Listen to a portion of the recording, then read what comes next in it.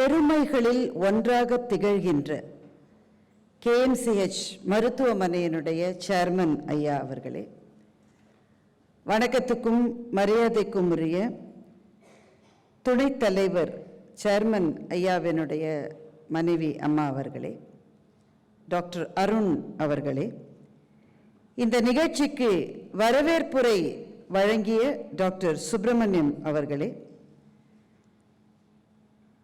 முதியோர்களுக்கான அந்த அமைப்பு, அந்த எல்டர்ஸ் கிளப், அதனுடைய பெரும் பொறுப்பிலே இருக்கிற ஐயா திரு சுந்தரம் அவர்களே,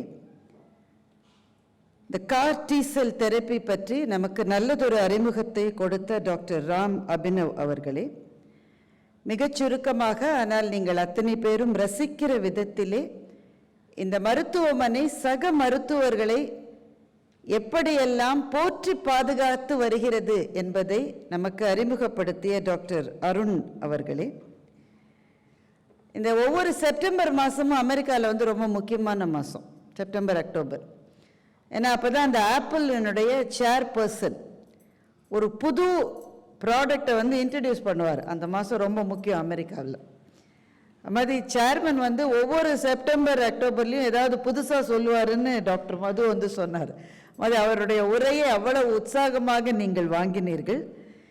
உங்கள் அத்தனை பேரினுடைய இதய துடிப்பினுடைய ஆணியாக ஆலமரத்தினுடைய வேர் போல இந்த மாபெரும் அமைப்பை நடத்தி வருகின்ற அவர் சார்ந்த இந்த மருத்துவமனையிலே இருக்கிற அனைத்து மருத்துவர்களே, டாக்டர் வீணா கண்ணன் அவர்களே, நிகழ்ச்சியை தொகுத்து வழங்கி கொண்டிருக்கிற டாக்டர் மது அவர்களே, அரங்கத்திலே இருக்கிற ஏனைய மருத்துவர்களே, செவிலியர்களே, மருத்துவர் அல்லாத பணியாளர்களே, இந்த நிகழ்ச்சிக்கு என்னை சிறப்பித்திருக்கிற கோவை நகைச்சுவை மன்றத்தினுடைய தலைவர் தனபால் அவர்களே,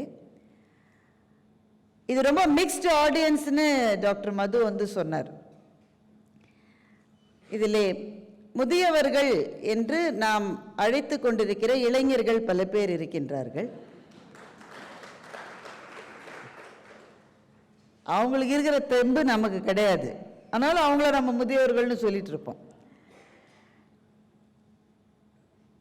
புற்றுநோயிலிருந்து மீண்டு வருகின்ற மாபெரும் வீர பயணத்தில் வெற்றி வாகை சூடிக்கொண்டிருக்கின்ற அன்பான சொந்தங்களே, அவர்களை கண்ணே போல பாதுகாத்து வருகிற அவர்களினுடைய குடும்பத்தை சார்ந்த அவர்களின் சொந்தக்காரர்களே, பெரியவர்களே, ஊடகத்துறை சார்ந்த அன்பர்களே, உங்கள் அத்தனை பேருக்கும் என்னுடைய பணிவன்பு கலந்த வணக்கத்தை முதலிலே தெரிவித்துக் கொள்கின்றேன். ஒரு இடம் எப்படி இருக்கிறதுன்னு தெரிந்து கொள்வதற்கு சின்ன சின்ன அறிகுறிகள் போரும்.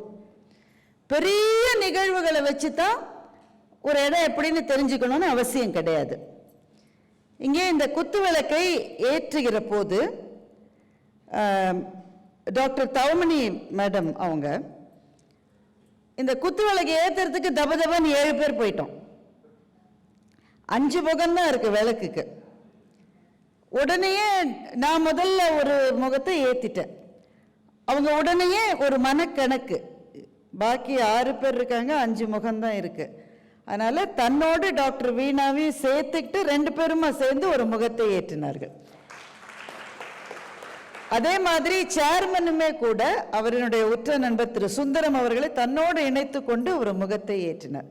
பல இடங்கள்ல நான் என்ன பார்ப்பேன்னா, படப்படன்னு அவங்க ஏற்றிடுவாங்க. அப்புறம் 2 பேர் அவங்களுக்கு ஏற்றுறதுக்கே முகம் இருக்காது. அவங்க ஒரு வணக்கத்தை போட்டுட்டு போய் உட்காருவாங்க. இது ஒரு பெரிய விஷயம் கிடையாது, சின்ன விஷயம்தான். ஆனால் அந்த ஒரு சின்ன எம்பாரஸ்மெண்ட் கூட இங்கே மேடையில் இருப்பவர்களுக்கு வரக்கூடாது என்று பார்த்து பார்த்து பணியாற்றுகிற ஒரு தம்பதியை இங்கே சந்தித்ததில் எனக்கு மிகுந்த மகிழ்ச்சி. நான் இங்கே மேடைக்கு வருவதற்கு முன்பு டாக்டர் மது அவர்களை கேட்டேன், நான் யாருக்கு பேசணும்னு கேட்டேன். ஏன்னா இங்கே நிறைய குழுக்களாக ஆடியன்ஸ் இருக்கிறப்போ நீங்கள் உங்கள் ஸ்டைலில் பேசுங்க நான் அப்படின்னு அவர் சொன்னார். என் ஸ்டைலில் பேசுறதுக்கு எங்கள் நடுவரும் ராஜாவும் இருக்கணும், இருந்தால் தான் என் ஸ்டைலில் பேசணும். ஆனால் ரொம்ப நெகிழ்வாகவும் நிறைவாகவும் இருக்கிறது. ஏன்னா அரங்கத்தில் கொஞ்சம் குளிர் அதிகமாக இருந்த மாதிரி இருந்தது. இப்போ பரவாயில்லையா, ஒரு மாதிரி செட்டில் ஆயிடுச்சா, குறைக்க சொல்லி அவங்க மேடம் சொன்னாங்க. ஒரு 45லிருந்து ஒரு 50 நிமிஷம் நான் பேசலான்னு அவங்க சொல்லியிருக்காங்க. ஓகேவா, தாங்குவீங்களா? எனக்கு பசிக்கும் சார். அவ்வளவுலாம் பெரிய விபத்துக்கு உங்களை ஆளாக்க மாட்டேன். இந்த நிரம்பி இருக்கிற இந்த அவையில் இந்த முகங்களை பார்ப்பது எனக்கு பெரிய மகிழ்ச்சியாக இருக்கிறது. சேர்மன் சார் அவர்கள் இந்த பயணம் எப்படி இருந்தது என்பதை பற்றி இங்க வர்றதுக்கு முன்னாடி எனக்கு சொல்லிட்டு இருந்தாரு. KMCH மருத்துவமனை முதலிலே துவங்கப்பட்ட போது அது கோயம்புத்தூரினுடைய புறநகர் பகுதியிலே ஒரு ஓரத்தில் இருந்த ஒரு மருத்துவமனை. ஆனால் இன்றைக்கு இந்த மருத்துவமனையை சார்ந்து இந்த நகரம் உருவாகி வருகிறது. அந்த பயணத்திலே பலவிதமான வெற்றிகளை, சில சமயத்தில் சில சவால்களையும் அவர் சந்தித்திருக்க வேண்டும். இந்த சவால்களே இல்லாமல் வெற்றிகள் மாத்திரமே எந்த பயணத்திலும் இருக்க முடியாது. அவர்கள் சந்தித்த அந்த சவால்களை எப்படி அவர்கள் மேற்கொண்டு வெளியே வந்தார்கள்னு எனக்கு தெரியாது. டாக்டர் ஒரு இன்டர்வியூ எடுத்தா தெரியும்னு நினைக்கிறேன். ஆனா ஒன்று எனக்கு நிச்சயமாக தெரிகிறது, அவருடைய நெஞ்சத்தினுடைய ஆழத்திலே இருப்பது, எந்த எக்யூப்மெண்ட்டை பத்தி என்னிடம் பேசுகிற போதும் அவர் முதல்ல அவருடைய நினைவுக்கு வருவது அந்த எக்யூப்மெண்ட்டை எப்படி வாங்கினோம், எப்படி இன்ஸ்டால் பண்ணோம், அதுக்கு எவ்வளவு செலவழிச்சோம், நான் ஒரு டீம் அமெரிக்காவுக்கு அனுப்பிச்சேன், ஜெர்மனிக்கு அனுப்பிச்சேன். இப்படிதான் பெரும்பாலான மருத்துவமனைகளில் எங்களுக்கு அந்த எக்யூப்மெண்ட்ஸ் எல்லாம் சொல்லுவாங்க. ஏன்னா ஒரு மருத்துவமனையை இயங்குவது புதுசாக எக்யூப்மெண்ட்ஸ் வருதுல தான். அது வந்த பிறகு அதுக்கான நோயாளிகள் சரியான அளவில் வரணும், அப்போதான் அது மீட் ஆகும். அது அதனால பல மருத்துவமனைகளில் அதை சொல்லுகிற போது அங்கிருந்து வர வச்சோம், இங்கிருந்து தெரிவிச்சோம், இவ்வளோ பேர் போனோம். ஆனால் அவர் சொல்லுவதெல்லாம் எப்படி ஆரம்பிக்கிறார்னா, இதுக்கு இப்போ இவ்வளவு லட்சம் ஆகுது, இதை எப்படி குறைக்குதுன்னு தான் நாங்கள் யோசிச்சுட்டு இருக்கோம் என்று திரும்ப திரும்ப அதைத்தான் சொல்லுகிறார். அப்போது மருத்துவ வசதிகளை அஃபோர்ட் பண்ண முடியாத நிலைமையிலே சமூகத்தினுடைய கோடிகளிலே இருக்கிறவர்களை, அவர்களுக்கு இது எப்படி சென்று சேர வேண்டும் என்பதுதான் அந்த தம்பதியினுடைய இதயத்தின் ஆழத்தில் இருக்கிறது. அதுதான் இந்த மருத்துவமனை வளாகத்தில் நிற்பதில் எனக்கு மிகுந்த மன நிறைவை தருகிறது. அதே மாதிரி மேடம் என்கிட்ட இப்போ பேசிக்கிட்டு இருக்கிற போது அவங்க என்ன சொன்னாங்கன்னாக்க, இங்கே முதியவர்கள் வந்துட்டு ஃப்ரீன்னு சொன்னாங்க. கேட்டிங்களா எல்லாரும்? நான் ஒரு 10 வருஷம் கழிச்சு வரலான்னு இருக்கேன் டாக்டர். நானும் எங்கள் வீட்டுக்காரருமா வரலான்னு இருக்கோம். கோயம்புத்தூர் முதியவர்களினுடைய சொர்க்கமாகி வருகிறது. அப்போ அவங்க சொன்னாங்க, இங்கே கொஞ்சம் அந்த சீனியர் சிட்டிசன்ஸ் ரேஞ்சில் இருக்கிறவங்க வந்துட்டா எல்லாமே ஃப்ரீ, ஏதோ 30 ரூபாய் இதெல்லாம் கட்டணும் நாங்கள். அப்படி தானே டாக்டர்? அந்த மெடிக்கல் இதில் அவங்க மேடம் என்ன சொல்கிறாங்க, கிராமப்புறத்தில் இருக்காங்கல்ல, தோட்டத்தில் இருக்கிறவங்க, விவசாயிங்க, அவங்களுக்கெல்லாம் இந்த தகவல் போய் சேர மாட்டேங்குது. நிறைய பேருக்கு தெரிஞ்ச நிறைய பேர் ஃப்ரீ ட்ரீட்மெண்ட்டுக்கு வந்துடுவாங்களேன்ற கவலை அவங்களுக்கு இல்லை. அந்த தகவல் அவர்களுக்கு போகவில்லையே என்று மேடம் இங்கே மேடையிலே என்னோடு அவர்களுடைய கவலையை பகிர்ந்து கொண்டார். மருத்துவம் என்பது இன்றைக்கு மிக மிக லாபகரமாக நடத்தப்படுகிற ஒரு தொழில் என்பதுதான் நம்முடைய நினைவிலே பொதிந்திருக்கிற ஒரு செய்தியாக இருக்கிறது. ஆனால் அந்த துறையிலே இருந்து கொண்டு வசதி இல்லாதவர்களுக்கு, வாய்ப்பில்லாதவர்களுக்கு மிகச்சிறந்த மருத்துவ சேவையை எப்படி கொண்டு போய் சேர்ப்பிப்பது என்பதை சதா சர்வ காலமும் நினைத்து கொண்டிருக்கின்ற இந்த அபூர்வமான தம்பதிகளை வணங்குவதில் நான் பெருமை கொள்ளுகின்றேன். இப்போ நான் சும்மா சும்மா சொல்ல மாட்டேன் நல்லா கைத்தட்டுங்கன்னு, ஏன்னா நானும் டயர்டாக இருக்கேன், நீங்களும் டயர்டாக இருக்கீங்க. அப்புறம் அது வேற ஒரு குற்றச்சாட்டாக இருக்குது, தன்னப்பாலுக்கு தெரியும். எழுத்தாளர்கள்லாம் எங்களுக்கு சொல்லுவாங்க, நீங்கள் ஏன் கைத்தட்டுன்னு சொல்றீங்க, அதுக்கு தான் நாங்கள் இருக்கோம். இது உற்சாகமாக இருக்க வேண்டிய ஒரு நாள். ரொம்ப அப்படி சோக வயலினோடலாம் இன்னைக்கு இருக்கக்கூடாது. இது உற்சாகமான ஒரு நாள் இன்னைக்கு. அதனால நம்ம நல்ல ஜாலியாக பேச போகிறோம். முதல்ல உங்களினுடைய அந்த எல்டர்ஸ் கிளப் அதனுடைய விழாவும் கூட இன்றைக்கு. இந்த கிளப்பை சார்ந்தவர்கள்லாம் நிறைய பேர் வந்திருக்கீங்கன்னு நான் நினைக்கிறேன். அப்படிதானே? என்னங்க அது? முதல்ல உங்களுக்கு என்னுடைய வாழ்த்துக்கள். முதுமையில் எது மகிழ்ச்சி? முதுமையில் ஒரு பெரிய மகிழ்ச்சி இருப்பதாக கவிஞர் பாரதிதாசன் சொல்லுகிறார்.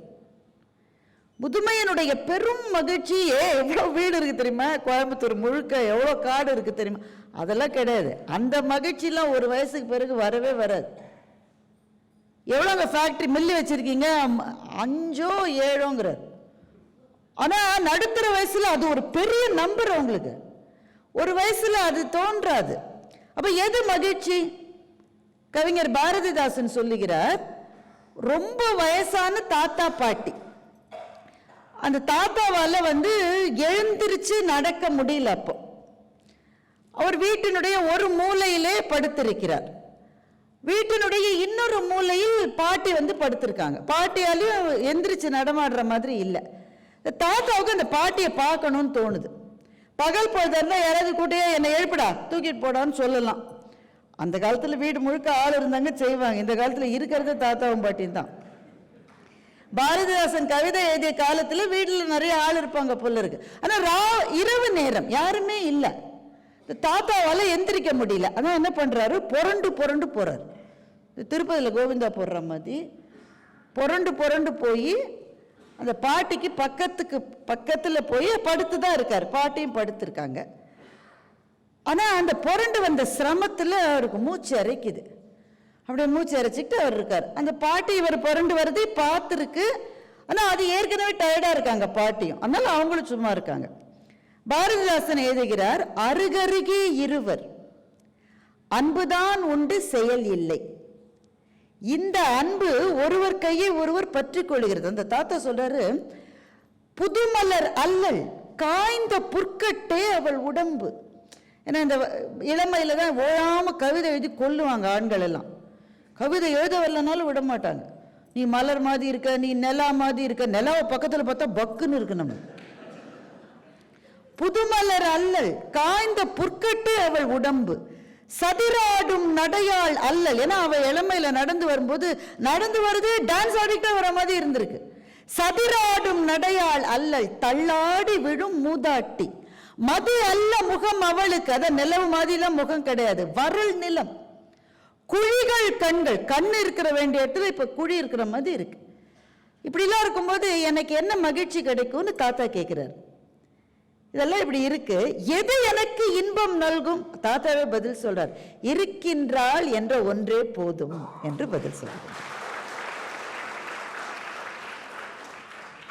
இப்ப வாழ்க்கையில நம்முடைய பிரையாரிட்டிஸ் எப்படி மாறிட்டே வருதுன்னு பார்ப்பதுதான் வாழ்க்கை. அதே தாத்தாவுக்கு 20 வயசு இருக்கும்போது, 22 வயசு இருக்கும்போது அதே பாட்டியை நிச்சயம் பண்ணியிருந்தா அந்த பாட்டியை ஒரு தடவையாவது பார்க்கணும்னு எத்தனை தடவை சைக்கிள்ல வந்திருப்பார், என்னெல்லாம் முயற்சி எடுத்திருப்பார். இப்பன்னா கஷ்டம் இல்லை பிள்ளைங்களுக்கு. ஏன்னா அப்பா அம்மா தான் கொஞ்சம் நாகரிகத்தை உத்தேசிச்சு விலகி செல்ல வேண்டியிருக்கு. அப்பெல்லாம் அப்படி கிடையாது தானே. ஆனால் அன்னைக்கு ப்ரையாரிட்டி அந்த ஒரு 40 கிலோமீட்டர் சைக்கிளை மிதிச்செல்லாம் போய் பொண்ணு பார்த்துட்டு வந்தவங்களாம் உண்டு, ஒரு தடவை பார்த்துட்டு வந்துடலான்னு. இப்போ நடக்க கூட முடியல, பொருளைத்தான் முடிகிறது. ப்ரையாரிட்டிஸ் மாறுகிறது, ஆனால் ஒன்று மாறவில்லை. எது? அவள் இருக்கிறாள் என்பதே உயிருக்கு உற்சாகத்தை தருகிற ஒன்றாக இருக்கிறது. அப்போ முதுமை எதை தேடுகிறது என்றால், அத்தனை காலம் வாழ்க்கையிலே கஷ்டப்பட்ட பதவிகளை அல்ல, பணத்தை அல்ல, கௌரவங்களை அல்ல, வசதிகளை கூட அல்ல, மனதுக்கு மிக நெருக்கமானவர்கள் பக்கத்திலேயே இருக்கிறவரை அதைவிட பெரிய ஆசீர்வாதம் இல்லை என்று நினைப்பதுதான் முதுமை.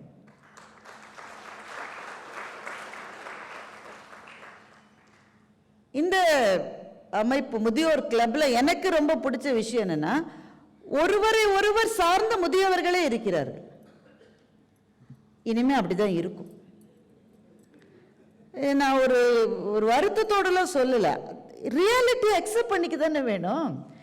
வி.எஸ். நடராஜன் சாருக்கு தெரிஞ்சிருக்கும். அவர் மிகப்பெரிய முதியோர் நல மருத்துவர். அவர் என்கிட்ட சொல்லுவாரு, ஒரு 40 வருஷத்துக்கு முன்னாடி வீட்டில் இருக்கிற ஒரு முதியவருக்கு உடம்பு சரியில்லைன்னா வீடே வருமா. அவர் வந்துதான், அவர் தான் பேஷண்ட்டு. அவருடைய மனைவி, மகன், மருமகள், பேரம் பேத்தி, அது தவிர அவருடைய அக்கா மகன் ஒருத்தன் வருவான். யாருக்கு? மாமாவுக்கு உடம்பு சரியில்லைன்னு சொல்லிட்டு அவன் பார்ப்பான். தாத்தாவுக்கு உடம்பு சரியில்லைன்னு ஒரு 4-5 பேர், ஒரு 12 டிக்கெட் வருமா ஹாஸ்பிட்டலுக்கு. யாருக்கு உடம்பு சரியில்லை? ஒரு ஆளுக்கு உடம்பு சரியில்லை. இந்த நர்சம்மாக்கெல்லாம் வந்து இந்த 12 டிக்கெட்டை ஒரு ஓரமாக ஒதுக்குறதே ஒரு பெரிய வேலையாக இருக்கும். இது 40 வருஷத்துக்கு முன்னாடி. அது கோயம்புத்தூரினுடைய ஸ்பெஷாலிட்டின்னு நினைக்கிறேன். நீங்கள் சென்னைக்கு வந்து பாருங்க, அந்த மாதிரி ஒத்தருமே கிடையாது இப்போ. ஏன்னா சென்னையில் நான் பார்த்தது அதுதான் டாக்டர் சொல்றாரு. அதுக்கு பிறகு அடுத்த கட்டம், வீட்டுக்காரம்மா வருவாங்க, ஒரு பையன் மகன் வருவான், அவனும் வாட்சை பார்த்துக்கிட்டே இருப்பான். எவ்வளோ நேரம் ஆகும், டாக்டர் ஃப்ரீயாக இருக்காரா? அதுக்கும் அடுத்த கட்டம், மகன் அநேகமாக வெளிநாட்டில் இருப்பான், அந்த வீட்டுக்காரம்மா மாத்திரம்தான் வரும், அதுவே முடியாமல் வரும். இது இவ்வளோ ரெக்கார்ட்ஸை கொடுத்துட்றாங்களா? அது திடீர்னு பிளட் டெஸ்ட் ரிப்போர்ட் எடுங்க, அது பிளட் டெஸ்ட் ரிப்போர்ட் எடுக்கிறதுக்குள்ளே தள்ளாடி வேர்த்து போயிடுவாங்க பாவம். அதுக்கும் அடுத்த கட்டம், அதுதான் டாக்டர் நடராஜன் என்று சொன்னார். இப்பெல்லாம் அது கூட முடியறது இல்லைன்னா அவங்களால வர முடியல. அப்போ யார் டாக்டர் கூட வராங்க? ஆட்டோக்காரர் தான் கூட வராரு. சத்தியம் இது. இது கோவையில் இப்படி இது இல்லை என்றால் எனக்கு ரொம்ப மகிழ்ச்சி. அதுக்கு தான் சொன்ன 10 வருஷம் கழிச்சு இங்கே வரேன். சென்னையிலாம் அது அப்படித்தான். ஆனா இதை 2 விதமா பார்க்கலாம். எப்படிலாம் நாங்க பார்த்துக்கிட்டோம் எங்க அப்பா அம்மாவை. எங்க பாட்டி தாத்தா முன்னாடி எங்க அப்பா உட்காரவே மாட்டாரு, நாங்க கண்ணு மாதிரி வச்சு வீட்டில் பார்த்துக்கிட்டோம். இந்த கால பிள்ளைகளுக்கு மரியாதை இருக்கா? எங்க கூட வந்து நிக்கிறாங்களான்னு பாரு. அங்கே நான் லெட்டர் எதுனா அங்கே போலாம், எவ்வளவு செலவானாலும் பரவாயில்ல dad, you go ahead with the surgery. செலவை விடுறா, நீ வாடா, நான் ஸ்கைப்ல வரேன்றான், வீடியோ காலில் வரேன்றான், ஃபேஸ் டைம் பண்றேன்றான். பேத்தியை காட்டுடா, அது ஃபேஸ் டைம்ல எட்டி பார்த்து ஹாய் கிராண்ட்பான்னு போயிடுது. அதோட கையை தடவணும்னு இந்த பாட்டி ஆசைப்படுது. பேத்தியினுடைய ஸ்பரிசம் வேண்டும் என்று பாட்டி ஆசைப்படுகிறார்கள். அதற்கு வாய்ப்பு இல்லைன்னா நம்ம வருத்தப்படலாம், மாநாடு போட்டு கண்டன தீர்மானங்கள் நடத்தலாம். இது ஒரு பார்வை. இன்னொரு பார்வை, இது இப்படித்தான் இருக்கும்னு அக்செப்ட் பண்ணிக்கிறது. இது இப்படித்தான் இருக்கும் இனிமே. You are all or we are all a sandwich generation. நம்ம வந்து நம்ம அப்பா அம்மாவுக்கு நம்ம பாட்டி தாத்தாவுக்கு நிறைய செஞ்சு, ஆனா நமக்கு அந்த உண்மையிலேயே அந்த முதுமை வர்ற போது இனிமேல் நம்முடைய பிள்ளைகள் அப்படி செய்வதற்கான வாய்ப்பு இல்லை. நாம தான் அங்கேயும் அடி வாங்கி இங்கேயும் அடி வாங்கின ஒரே தலைமுறை நம்ம தலைமுறை தான். அது இங்க இருக்கிற பெண்களுக்கு இன்னும் புரியும். ஏன்னா அதெல்லாம் மாமியாட்ட திட்டு வாங்கியிருக்கும், அப்புறம் மருமகள்கிட்ட இப்ப திட்டுவாங்க. நமக்கு யாரையாவது திட்டலாம்னா ஒரு நாதியில திட்டுறது. அப்ப மாமியார் திட்டின போது பெரியவங்க அப்படித்தான் இருப்பாங்க. அம்மா அவங்க அம்மாவே சொல்லுவாங்க, மாமியார் எல்லாம் எதிர்த்து பேசாத, பெரியவங்கன்னா அப்படித்தான் சொல்லுவாங்க, அவங்களுக்கு மனம் கோணாம நடந்துக்கோன்னு சொல்லுவாங்க. இப்ப மருமகளை மனம் கோணாம நடந்துக்கோன்னு சொல்லி மகன் சொல்றான். நீ மருமகள் மனம் கோணாம நடந்துக்க மாதான். அப்ப எங்க மனம் கோணுதேடா, யார பாக்குறது? ஒரு நாதி இல்லை. ஸோ இதை பற்றி நம்ம வருத்தப்பட்டு தமிழ் கலாச்சாரத்துக்கு இந்திய கலாச்சாரம் இப்படிலாம் பேசலாம் ஆவேசமா. அதனால பயனே கிடையாது, பயன் கிடையாது. So the best way is to accept. இந்த அக்செப்டன்ஸுக்கு நடுவில் ரோஜா செடியிலே முட்கள் இருக்கிறதே என்று பார்க்காமல் முள்ளுக்கு நடுவிலே பூ இருக்கிறதே என்று பார்க்கிற வாழ்க்கை தான் மகிழ்ச்சியான வாழ்க்கையாக இருக்கும். முள்ள இருக்கான இருக்கு. இங்க இருக்கிற முதியவர்களை பற்றி மட்டும் நான் சொல்ல, பொதுவா நான் பல தமிழ்நாட்டினுடைய பல ஊர்களுக்கு போய் நிறைய அந்த சீனியர் சிட்டிசன், முதல்ல அந்த வார்த்தையே எனக்கு பிடிக்கலைங்க. அது என்ன சீனியர் சிட்டிசன்? அல்ல இந்த பத்திரிகைகள், இங்க ஊடகத்துறை சார்ந்தவங்களாம் இருக்கீங்களா, இருந்தாலும் இதை போடாதீங்க. இந்த சில பத்திரிகைகள்ல பத்திரிகையினுடைய டெக்னாலஜி மாறி இருக்கு. முந்திலாம் அந்த அச்சு கோத்து அந்த ஒவ்வொரு எழுத்தா, இப்ப அதெல்லாம் கிடையாது, டெக்னாலஜி மாறி இருக்கு. ஆனா அவர்களினுடைய லாங்குவேஜ் மாறல. நேத்திக்கு ஒரு பத்திரிகையில, பிரபலமான பத்திரிகையில ஒரு ரிட்டையர் ஆன ஒரு அம்மா, இப்பதான் ரிட்டையரா இருக்காங்க ஒரு அம்மா, அவங்க யாரோ ஒரு ஸ்கேம்ஸ்டர்ட்ட பணத்தை இழந்துட்டாங்க. நீங்களாம் யாரும் இழக்காதீங்க, ஏன்னா இப்ப எல்லாருக்கும் ஃபோன் வருது, நாங்க தான் ட்ராயிலேருந்து பேசுறோம், நாங்க தான் கஸ்டம்ஸ்லேருந்து பேசுறோம், உன் பேரை உபயோகிச்சு யாரோ ஒருத்தன் வந்து தப்பான கன்சைன்மெண்ட்டை இது பண்ணியிருக்கான், நீ எனக்கு 20 லட்சம் ரூபாய் கொடு. எவ்வளோ பேர் ஏமாந்து போகிறாங்க. தினம் எனக்கு கால் வருது, 3 கால் வருது, நீங்கள் வந்து ட்ரக்ஸ் கடத்திருக்கீங்கன்னு எங்களுக்கு தகவல் வருது. நான் உடனே சொன்னேன், ஆமாம் கொக்கைனும் கடத்திருக்கேன், கெட்டாமனும் கடத்திருக்கேன், எந்த ட்ரக்கை நீங்கள் பிடிச்சிருக்கீங்கன்னு கேட்டேன். அந்த ஆள் பயந்து ஃபோன் வச்சுட்டான்.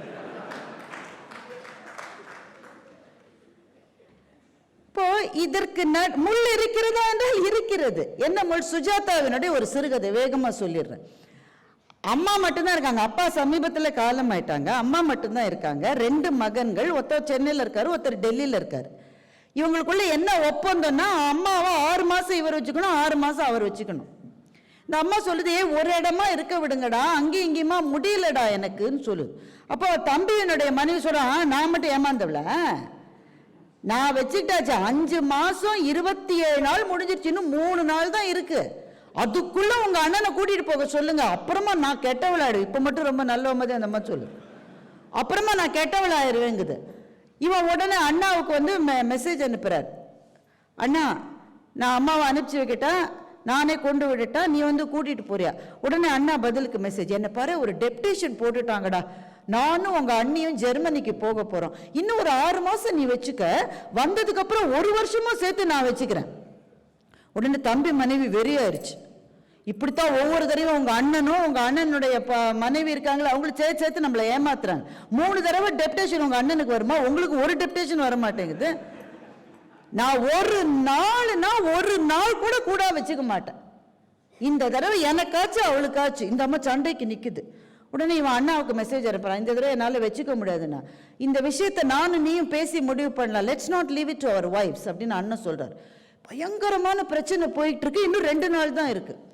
அப்போ இந்த பிரச்சனையை தீர்க்கறதுக்காக இவங்க அப்பாவினுடைய நண்பர் ஒருத்தர் இருக்காரு, அவரை வந்து ஃபோன் பண்ணி வீட்டுக்கு வர சொல்றான். எப்படியாவது எங்க அண்ணனை கன்வின்ஸ் பண்ணி எங்க அம்மாவை அங்கே கொண்டு போய் விட்டுருங்க சார், டெல்லியில் இவ விட மாட்டா சார், எனக்கே சோறு போட மாட்டா சார், இவன் எப்படியா காப்பாத்துங்க சார்.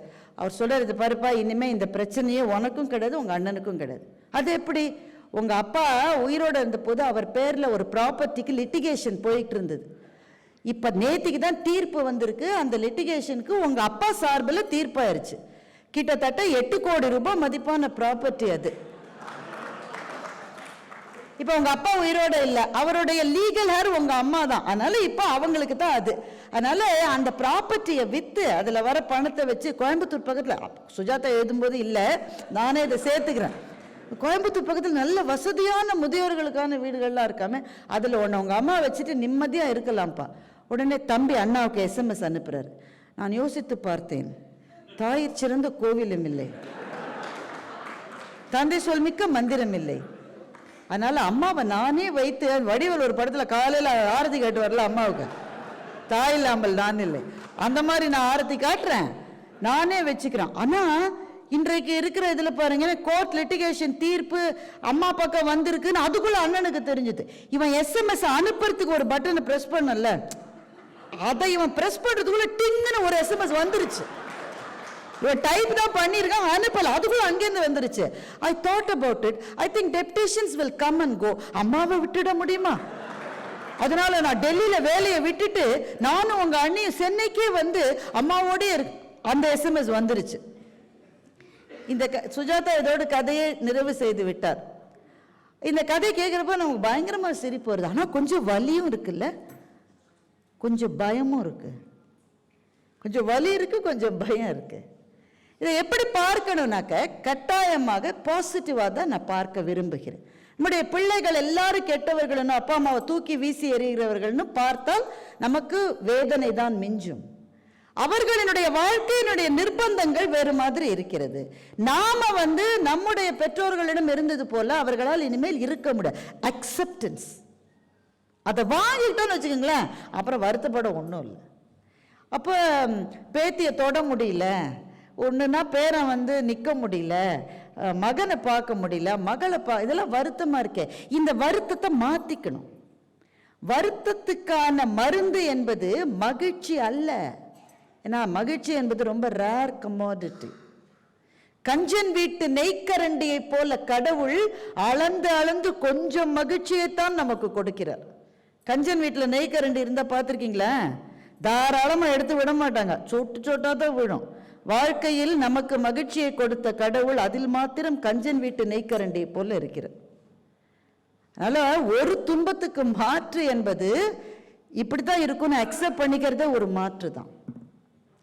அப்ப எது நமக்கு நிறைவை கொடுக்கும்? நம்ம கம்யூனிட்டினா, நான் சாதிய மதத்தை சொல்லலை, நம்மை போல நம்முடைய வயதானவர்களினுடைய நட்புக்கு நடுவிலே இருப்பதே ஒரு மாபெரும் மகிழ்ச்சி. உண்மையில் அதுதான் பெரிய மகிழ்ச்சி. அது ஏன்னா எல்லாரும் ஒரே பேஸ்லயே போறாங்க.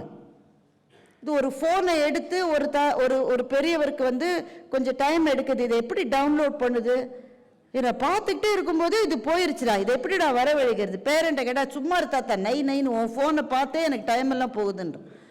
இப்போ அதே வயதில் இருக்கிற ஒருத்தர் சொல்லி நான் பண்ணித்தரேன் சார், நான் அவர் பண்ணித்தரேன், அவருக்கு அந்த நேரம் இருக்கு, அவருக்கு வராத ஒன்று நீங்க பண்ணி தருவீங்க. ஒருவருக்கு ஒருவர் உதவி செய்து ஒரு கம்யூனிட்டியா ஒன்றாக பார்த்து அவர்கள் வாழுகிற வாழ்க்கை மிகுந்த மகிழ்ச்சியான வாழ்க்கையாக இருக்கிறது. என்னுடைய நண்பன் அமெரிக்காவில் இருக்கிற என்னோட கல்லூரியில் படித்த ஒரு நண்பன் எனக்கு ஒரு கடிதம் எழுதியிருந்தான். நான் ஏர்போர்ட்லேருந்து இந்த லெட்டரை எழுதுறேன் பாரதி, உனக்கு சின்ன வயசுல நானும் எங்கள் அக்காவும் யார் அம்மா பக்கத்தில் படுப்பதுன்னு சண்டை போடுவோம். நம்ம எல்லாரும் போட்டிருப்போம்ல. அம்மாவுக்கு எங்கள் வீட்டிலலாம் 3 பிள்ளை, அதில் அதனால் நிறைய சண்டை வரும். அம்மா பக்கத்தில் யார் படுப்பதுன்னு பயங்கரமான சண்டை வரும். சின்ன வயசுல நானும் எங்கள் அக்காவும் அம்மா பக்கத்தில் யார் படுக்கிறதுன்னு ரொம்ப சண்டை போடுவோம். இப்போவும் நாங்கள் 2 பேரும் சண்டை போடுறோம், அம்மாவை யார் வச்சுக்கிறதுன்னு சண்டை போட்டுட்டு இருக்கோம். ஏன் நீ வச்சுக்க கூடாத, நீ கலிபோர்னியாவில் தானே இருக்க, அங்கே தானே வெதர் நல்லா இருக்கு, நான் சிகாகோவில் இருக்கேன், இங்கே ரொம்ப குளிர் அப்படின்னு அவ சொல்றா. சிகாகோலயும் வெயில் நல்லா தான் இருக்கு, வெயில் போதாவது வச்சுக்கோ நான் சொல்றேன். யார் வைத்துக் கொள்வது என்று சண்டை போடு, யார் பக்கத்தில் இருந்தது என்று சண்டைகள் போட்ட காலங்கள் போய் யார் வைத்துக் கொள்வது என்று சண்டை போட்டு கொண்டிருக்கிறோம். வேறு வழியே இல்லாமல் நான் ஒரு முதியோர் இது பெய்டு அசிஸ்டன்ஸ் கொடுக்கிற ஒரு லிவிங் அந்த ஒரு இடத்துல அம்மாவை விட்டுட்டு ஏர்போர்ட்லேருந்து இந்த லெட்டரை கனத்த மனத்தோடு உனக்கு நான் இமெயில் பண்ணுறேன், உனக்கு நேரம் இருந்தால் அம்மாவை போய் பாரு. என்னோட கல்லூரியில் என் கூட படித்த நண்பர். நான் அந்த வழியாக போனப்போ அந்த இடத்துக்கு போய் அந்த அம்மாவை பார்க்க போயிருந்தேன். எனக்கு பயம், என்னை பார்த்த உடனே அழுதுருவாங்கன்னு பயம். என் நிலைமையை பார்த்தியா, ஒரு வீட்டில் நாம் 10 பேர் நாங்கள் இருந்தோம், இன்னைக்கு வீட்டிலே இருக்க முடியாமல் வேற ஒரு இடத்துக்கு வராம அப்படி அழுதுருவாங்களோன்னு எனக்கு பயம். அப்படி அழுதா என்ன சொல்றதுன்னு நான் இந்த பட்டிமன்றத்திலையோ ராஜா அப்படி பேசுனா நான் இப்படி பேசணும் தயாரிச்சுட்டு போற மாதிரி நான் அந்த அம்மா அழுதா என்ன சொல்லுவதுன்னா தயாரிச்சுட்டு போயிருந்தேன். அழவே இல்லை. என்னை பார்த்த உடனே வா வா வா எப்படி இருக்க, நேற்றுக்கு தான் பார்த்தேன் யூடியூப, சூப்பரா இருந்தது, நல்லா பேசுற, நீ இங்க வாங்க அன்னபூர்ணி அக்கா, நான் சொன்னேன்ல என் பையனோட படிச்சது தான் பாரதி, நீங்க நம்பல பாருங்க, வந்து நல்ல சந்தோஷமா இருந்தது. எனக்கு என்ன புரிந்ததுன்னா, உறவுகள் கைவிட்ட பிறகு கூட நட்பு கைவிடுவதில்லை என்று எனக்கு புரிந்தது. வயதான காலத்துல நட்புன்றது அவ்வளவு மகிழ்ச்சியா இருக்கு. எனவே இந்த ஆண்டு விழாவை நீங்கள் கொண்டாடுவது, நீங்கள் ஒன்று கூடி மகிழ்கிற அந்த மகிழ்ச்சியை பார்ப்பது எங்களுக்கு பெரிய பாடமாக இருக்கிறது. நீங்கள் தான் எங்களுடைய ஆசிரியர்கள், நீங்கள் தான் எங்களுடைய குரு. உங்களிடமிருந்து நாங்கள் அதை கற்றுக்கொள்ள வேண்டும். எங்களுடைய எதிர்காலம் எப்படி இருக்கும் என்பதற்கான தயாரிப்பை நீங்கள் ஒரு முன்மாதிரியாக உருவாக்கி இருக்கிறீர்கள். அதனால உங்களுக்கு இந்த எல்டர்ஸ் கிளப் அதை நடத்துகிற அத்தனை பேருக்கும் அவர் நிறைய நம்பர்ஸ்லாம் சொன்னார். சேர்மன் ஒரு நம்பர் தான் கேட்டார், அவர் 10 நம்பர் சொன்னார். படன்னு அவ்வளோ டேட்டா கரெக்டாக வச்சிருக்காரு. இது இனிமேல் வளரத்தான் வளருமே தவிர இது குறையாது, அப்படிதானே? சிலதெல்லாம் வளர்ந்தால் மகிழ்ச்சி, சிலதெல்லாம் குறைந்தால் மகிழ்ச்சி. நிறைய கேன்சர் பேஷண்ட்ஸ் ஏகத்துக்கு வளர்ந்துட்டாங்க, மகிழ்ச்சி அடையக்கூடாது, வருத்தப்பட வேண்டிய விஷயம் அது. முதல்ல முதியவர்களுடைய எண்ணிக்கை வளரும். ஏன் லைஃப் ஸ்பேன் ரொம்ப அதிகமாயிட்டு போகுது. மருத்துவம் நமக்கு கொடுத்த பெரும் கொடைகளுள் ஒன்று நம்முடைய ஆவரேஜ் லிவிங் ஏஜ் என்பது ஏறிக்கொண்டே போகிறது. இந்த மருத்துவ வசதி ஒரு 100 வருஷத்துக்கு முன்னாடி இருந்தா எங்க மகாகவி பாரதிய 39 வயசுல நாங்க எழுந்திருக்க மாட்டோமே. ஒன்னும் இல்ல, வெறும் டிசென்ட்ரியில செத்து போனார் சார். யானை மிதித்ததால போய் யானை மிதிச்சு 6 மாசம் நல்லா இருந்திருக்காரு, அதுல இருந்து ரெக்கவர் ஆயிட்டாரு. ஒரு சாதாரண வயிற்றுப்போக்கு, கடுமையான டீஹைட்ரேஷனுக்கு தான் மருந்து இல்லை, அப்படிதான் இறந்திருக்கிறார் மகாகவி பாரதி. அப்போ இன்னும் லைஃப் ஸ்பேன் அதிகமாக முதியோர்கள் அதிகமாவார்கள். முதியோர்கள் அதிகமாகிற போது பிள்ளைகளால் அவர்களை பார்த்து கொள்ள முடியாத சூழல், இதுதான் யதார்த்தம். எனவே முதுமையில் இருக்கிறவர்கள் என்று உங்களை நினைத்துக் கொள்கிறவர்கள். ஏன் நான் அந்த பத்திரிகையில வருத்தப்பட்டேன்னா அந்த செய்திக்காக இல்லை, 58 வயசான ஒரு அம்மாவை சொல்லுகிற போது ஒரு மூதாட்டின்னு எழுதுறோம். இன்னைக்கு 58 வயசுல மூதாட்டி கிடையாது. ஒரு 88 வயசானவங்க வேணா இனிமே மூதாட்டின்னு சொல்ல. அது மட்டும் age is only a number. It is just a number. முதுமை என்பது நமக்கு நாமே சூடிக்கொள்ளுகிற விலங்கு அல்ல. இத்தனை நாள் நாம் மற்றவர்களுக்காகவே வாழ்ந்த வாழ்க்கையிலிருந்து வெடித்து கிளம்புகிற சிறகுதான் முதுமை என்று நாம் நினைக்க வேண்டும். 20 வயசு மட்டும் யாருக்காக வாழ்ந்தோம்? நாசமா போற கணக்கு, பிசிக்ஸ், அந்த பரீட்சை இந்த பரீட்சை, கண்ணை மூடி தரதுக்குள்ள இன்னொரு பரீட்சை. இந்த பிள்ளைங்கள இத்தனை பரீட்சை எழுதிருக்கோம். பரீட்சையோ எழுதி எழுதி எழுதி தள்ளி எனக்கு மறந்து போயிடுச்சு. ஏன்னா அவங்களோட எனக்கு ரொம்ப வயசாயிருச்சு. எனக்கெல்லாம் 8 செமஸ்டருங்க. ஒவ்வொரு செமஸ்டருக்கு 6 பேப்பருங்க, 3 பிராக்டிகல்ஸ். பரீட்சை எழுதினதை தவிர என் கல்லூரியை பற்றி எனக்கு நினைவே இல்லை வேறு எதுவும். இதெல்லாம் பண்ணி முடிச்சு ஒரு மாதிரி ஒரு வேலைக்கு போய் செட்டில் ஆகிறதுக்கே 20 வயசு 22 வயசு ஆயிடுது. அப்புறம் உடனே திருமணமாகி பிள்ளைகள் பிறந்தால் அதுங்களுக்காகவே ஓட வேண்டி இருக்கிறது. கணவரெல்லாம் உட்காந்துக்கிட்டு, இப்போ இருக்கிற கணவர்கள் கிடையாது, நான் அந்த தலைமுறையை பற்றி சொல்ல, உட்காந்துக்கிட்டு கொஞ்சம் தண்ணி எடுத்துட்டு வாமான்றார். அப்படியே தண்ணியை அந்த கும்பாவோடு எடுத்து தலையில கொட்டணும் போல இருக்கணும். நான் 3 அடுப்புல 3 வச்சிருக்கேங்க. பால் இருக்கு, எந்த நேரம் பொங்கும். குக்கர் இருக்கு, 5 சத்தம் வந்துருச்சு, நான் இப்ப நிறுத்தணும். 3ஆவதுல தோசையை சுட்டுக்கிட்டு இருக்கேன். இது எதையுமே நான் விட்டுட்டு போக முடியாது. அங்க ஹாலில் உட்காந்து கொஞ்சம் தண்ணி எடுத்துட்டு வரணும், எந்திரிச்சு போய் எடு.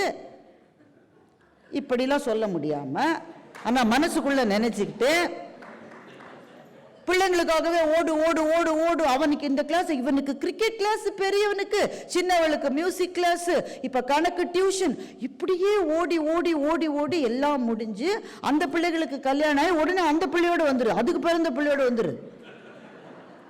இல்ல அவ்வளவு நாள் அமெரிக்காவுக்கு வரேன்னுச்சு இந்த அம்மா, அந்த பையன் சேர்க்கல. இங்கெல்லாம் ரொம்ப குளிரா இருக்குமா, அவனால முடியவே முடியாது. திடீர்னு பார்த்தா விசா இது அப்ளிகேஷன், டிக்கெட் எல்லாம் அனுப்பிச்சிட்டான். உடனே கிளம்பி வா, உன்னை பார்க்க வேண்டும் என்று ஆசையாக இருக்கிறது. ஒரு ஆசையில் அந்த அம்மா பிரெக்னென்ட் ஆயிடுச்சு அவங்க வீட்டுக்காரன். உடனே இங்க இருந்து சாம்பார் பொடி, ரசப்பொடி, அந்த பொடி இந்த பொடி, காப்பி பொடி, பொடி பொடியா போய் சேருது. அந்த வேலையெல்லாம் முடிஞ்சு அந்த ஃபேஸும் முடிஞ்சு அந்த பிள்ளைய வளர்ந்துட்டு அதுவும் பார்க்காது. தாத்தா பாடு grandpa I'm very busy, you may call me later ப்ளீஸுங்குது. ஸோ அதையும் பார்க்க முடியல. இப்பதான் ஃப்ரீடம். மற்றவர்களுக்காகவே வாழ்ந்த வாழ்க்கையிலிருந்து கொஞ்சம் மாறி எனக்காக, ரொம்ப முக்கியமா தாத்தாவும் பாட்டி, அதாவது கணவனும் மனைவியுமாக இருக்கிற போது கிட்டத்தட்ட ஒரு 40 வருஷம் கழிச்சு அவர் இப்பதான் மனைவி முகத்தையே பார்த்திருக்காரு. கல்யாணம் ஆன புதுசா சுத்தி வந்தாரு, அதுக்கப்புறம் இப்பதான் பார்க்கிறாரு. பரவாயில்ல, அழகாத்தான் இருக்கான்னு மனசுக்குள்ள நினைச்சிருக்காரு. எவ்வளவு அழகான பருவம் இல்லை. மருத்துவம் கொஞ்சம் நோய் நொடி இல்லாமல் வாழுவதற்காக துணை செய்கிறது. முழுக்க இளமையை திருப்பி கொடுக்க முடியாது, ஆனால் துணை செய்கிறது. அந்த துணையோடு ஓரளவுக்கு பணம் கையில் இருக்கணும். ஏன்னா பணமே கையில் இல்லாத முதுமையை போல கொடுமை வேறு எதுவுமே கிடையாது.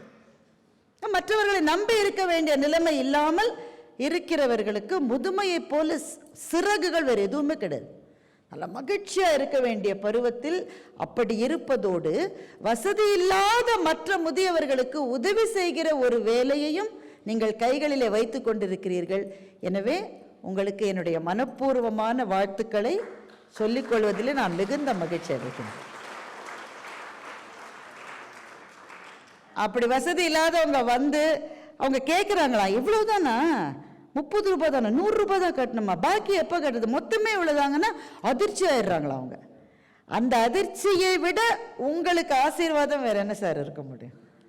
அதிர்ச்சி தான் உங்களுக்கு ஆசீர்வாதம், உங்க குடும்பத்துக்கான ஆசீர்வாதம். தலைமுறை தலைமுறையாக நீங்கள் பற்றி கொண்டு வருகிற விழுமியங்களுக்கான ஆசீர்வாதம் அது. அதனால் அந்த எல்டர்ஸ் கிளப்பை சேர்ந்த எல்லாருக்கும் என்னுடைய வாழ்த்துக்கள். இந்த நாள் வந்து ரொம்ப முக்கியமான நாள்.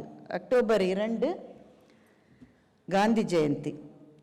கண்கள் இருந்தும் பாராமல், காதுகள் இருந்தும் கேளாமல், வீதிகள் இருந்தும் நடவாமல், விவேகம் இருந்தும் புரியாமல், பேதைகள் நிறைந்த பொதுவினிலே புதியவன் ஒருவன் வந்து நின்றான். சாதிகள் மறைந்த சமதர்மம், சத்தியம் மிகுந்த பொதுத்தொண்டு, நீதிகள் தெரிந்த மரியாதை, யாவும் இருந்தும் கொன்றுவிட்டார் யாதும் அறியா மந்தையிலே, பூமிக்கு வந்தது பிழை என்று புதியவன் திரும்பி போய்விட்டான் என்று மகாத்மா காந்தியை பற்றி நா பார்த்த சாரதி என்ற எழுத்தாளர் ஒரு கவிதை எழுதினார். பூமிக்கு வந்தது பிழை என்று புதியவன் திரும்பி போய்விட்டான் என்று அவருடைய மரணத்தின் போது கவிதை எழுதப்பட்டது. ஆனால் இன்றைக்கு இந்தியாவில் யாராலும் திட்டக்கூடிய ஒரு நபர் இருக்கிறார் என்றால் காந்தி தான். வேற யாரையும் நீங்க திட்டிடுவீங்க? நீங்க திட்டிதான் பாருங்களேன். எங்க ஆளு சொல்லிட்டே நீ அப்படின்னு ஒரு குழு வரும். எந்த குழுவுமே காந்திக்கு கிடையாது. அதனால எல்லாருமே அவர் திட்டலாம்.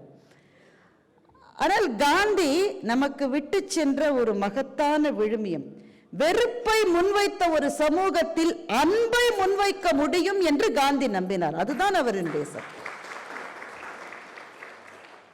அன்பைத்தான் முன்வைத்தார். அவரால் இயன்ற வரை அந்த அன்பை முன்வைத்தார், வெறுப்பை விலக்கி. இது இந்த சமூகத்துக்கு இருக்கிற மாபெரும் பாடம். இந்த அவையில் காந்தியை பற்றி பேசுவதற்கு இன்னொரு காரணம் இருக்கிறது. காந்திக்கு ரொம்ப பிடிச்ச விஷயம் எது நமக்கு தெரியுமா? அவர் மனம் விரும்பி செய்த சேவைகளை, தேச சேவை செஞ்சிருக்காரு, ஜெயிலில் இருந்திருக்காரு நிறைய. அவர் ரொம்ப மனம் விரும்பி அவர் செய்யக்கூடிய ஒரு விஷயம் என்ன தெரியுமா? நோயுற்றவர்களை பராமரிக்கிற பணி காந்திக்கு ரொம்ப பிடிக்கும். இங்க அந்த மாதிரி நிறைய பேர் இருக்கீங்க. இந்த மருத்துவமனையை சார்ந்த மருத்துவர்கள், செவிலியர்கள் முக்கியமாக, அவர்களை போன்ற ஒரு பொறுமைசாலிகளை வேறு எந்த இடத்துலையும் உங்களால பார்க்க முடியாது. செவிலியர்கள் இருக்கீங்களான்னு தெரியல, இல்லாட்டாலும் அவங்களை போய் சொல்லிருங்க. ஏன்னா நான் மருத்துவமனையில் இருந்திருக்கேன், 22 நாள் மருத்துவமனையில் இருந்திருக்கேன். மிகச்சிறந்த மருத்துவர்கள் தான் வந்து பார்த்தாங்க. ஆனா ஒரு மருத்துவருக்கும் இன்னொரு மருத்துவருக்கும், பொதுவா சொல்றேன், நான் கேஎம்சிஹெச் பத்தி சொல்லல, பொதுவா சொல்றேன், ஒரு மருத்துவருக்கும் இன்னொரு மருத்துவருக்கும் கம்யூனிகேஷனுக்கு டைமே உங்களுக்கு இருக்காது.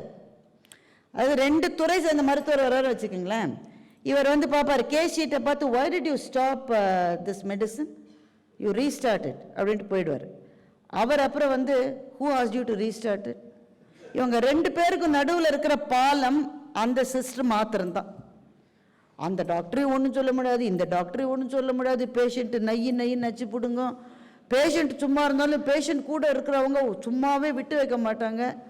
இத்தனை பேரையும் சமாளித்து, ஆனால் தன்னுடைய முகத்தில் இருக்கிற அந்த ஒரு புன்னகை மாற்றாமல் நோயாளிகளுக்கு சேவை செய்கிற செவிலியர்கள் இருக்கிறார்களே, அவர்களுடைய தியாகம் என்பது மிக மிக மகத்தானது.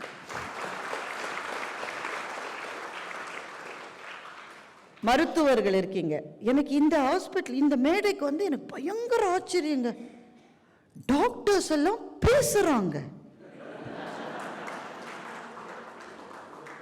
பெரும்பாலும் டாக்டர் வரவேற்புரை சொன்ன டாக்டர் சுப்பிரமணியன் ரொம்ப அழகா பேசினார். அவர் மிக மிக சிறப்பாக தேர்ந்த சொற்களால் பேசினார்.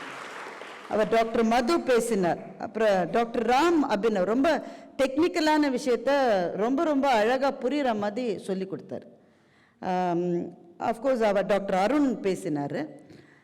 முதல்ல நீங்கள் அமெரிக்காவிலேருந்து திரும்பி வந்ததுக்கு நன்றி டாக்டர் அருண் அவர்கள். ஏன்னா இந்த மருத்துவ திறமையெல்லாம் வெளிநாட்டிலே இருந்துட்டாக்க நாங்கள் என்ன செய்யறது? அப்புறமா அங்கே வந்து அவள் டாக்டருக்கு தெரியும், ரிசர்ச்சில் அந்த நாடெல்லாம் ரொம்ப பெருசாக இருக்கலாம், மெடிசன் ரிலேட்டட் ரிசர்ச்சில் அமெரிக்கா ரொம்ப. ஆனால் நோயாளிகளை அட்டென்ட் பண்ணுறதுக்கு நம்ம ஊர் ஹாஸ்பிட்டல்ஸ் மாதிரி, நம்ம ஊர் டாக்டர்ஸ் மாதிரி கிடையாது. நான் அமெரிக்காவுக்கு போனேங்க, யாரோ ஒருத்தர் ஏமாந்து என்னை கூப்பிட்டாங்க. பெரும்பாலும் என்னை கூப்பிட்றது இல்லை, யாரோ ஒருத்தர் ஏமாந்து கூப்பிட்டார். 6 வாரம் இருந்தேன். அதில் ஒரு சிறு சுளுக்கு கையில்.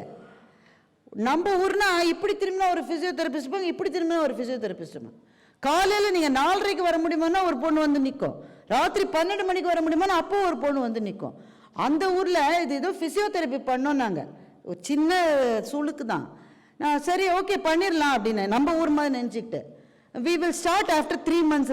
டே நான் ஊருக்கே போய் சேர்ந்துருவேன்டா. ஃபிசியோதெரப்பி ஆரம்பிக்க 3 மாசமா, நாங்கள் அதுக்குள்ளே முடிச்சு கிளம்பிடும். நான் சொன்னேன், என் கை தானா சரியாகிக்கும், ஏன்னா என் கைக்குன்னு ஒரு மூளை இருக்குது, அது புரியும், அது இந்த ஊர் வேலைக்கு ஆகாதுன்னு தெரிஞ்சு நான் ஊருக்கு போய் பண்ணிக்கிறேன்னு வந்துட்டேங்க. இங்கே வந்த உடனே அடுத்த நாள் we can start a physiotherapy. அது ஒரு எக்ஸாம்பிள் தான். அந்த ஊரில் ஒரு டாக்டர் உங்களால் பார்த்துட முடியும். உங்களுக்கு நிஜமாவே நீங்கள் ஒன்றுமே இல்லாமல் கீழே விழற மட்டும் டாக்டரோட முக தரிசனமே அங்கே கிடைக்காது. ஸோ ரிசர்ச்சில் அங்கே பெரிய மாற்றங்கள் ஏற்படுத்தியிருக்கலாம். ஆனால் பேஷண்ட் கேர்னால் நம்ம ஊர் தான். அது வயசானவங்களுக்கு அது ரொம்ப நல்லா தெரியும். அதில் ரொம்ப தேவை வந்து என்னங்க ஓடிட்டே இருக்காரு அவரு, ஏதோ பிரச்சனையே? ஏன்னா ஹாஸ்பிட்டலில் ஓடினா நமக்கு பக்கு பக்குங்குது. கேமரா பர்சனா நீங்க? சரி,